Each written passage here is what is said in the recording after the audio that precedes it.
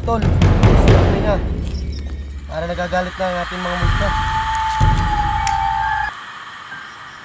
Yun mga tol, nandito tayo ngayon sa kagubatan at ating bubuksan ang isang mahalagang libro na ipinamana pa sa akin ng tatay ko. Isa siyang albularyo, bilin na bilin sa akin na huwag ito'y bubuksan dahil ito'y maraming kabuluhan, maraming kasaysayan na magaganap pag ito'y ating binuksan.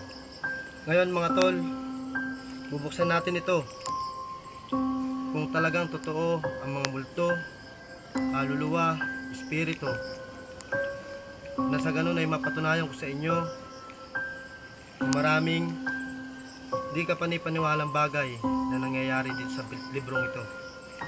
Ngayon mga tol, ating itong bubuksan. Samahan niyo ako.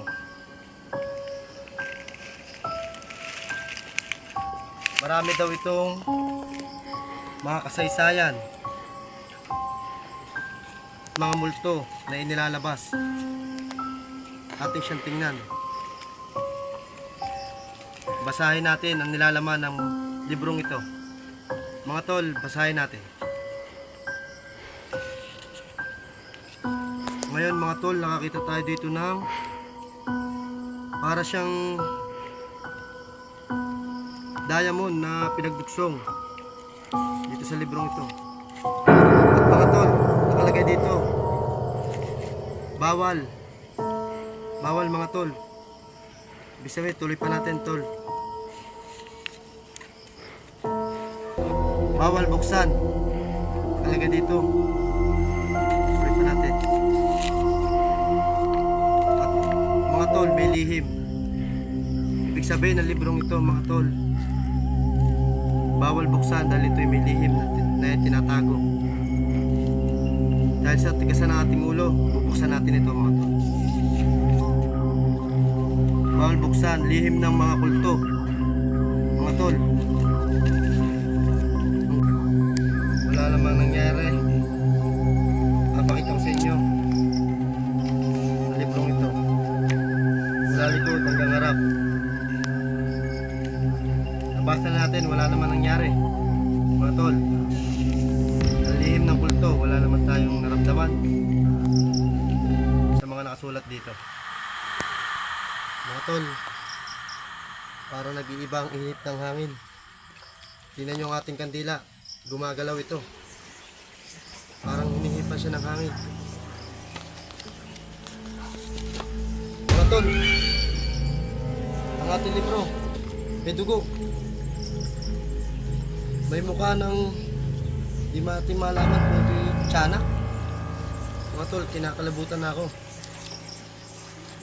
mga tol. May itak,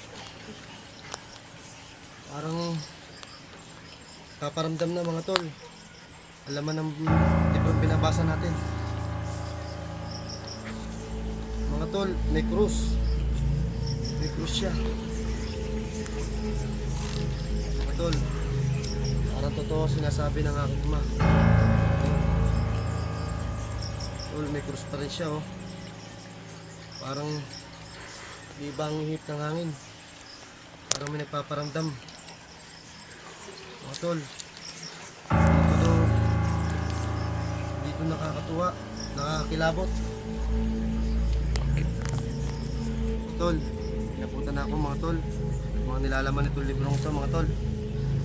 Atin muna tayo siya patong ano kung pwede mangyari mga tol.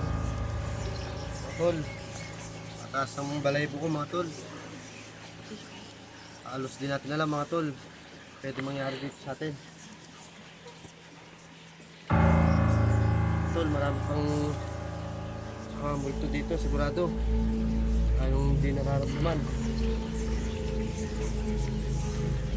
mga tol.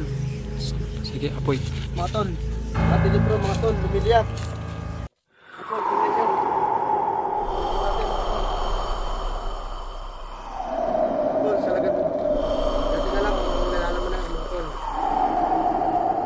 Pwedeng yung sa atin ng librong nga mga tol. Tignan nyo mga tol, lumiliyap siya mga tol.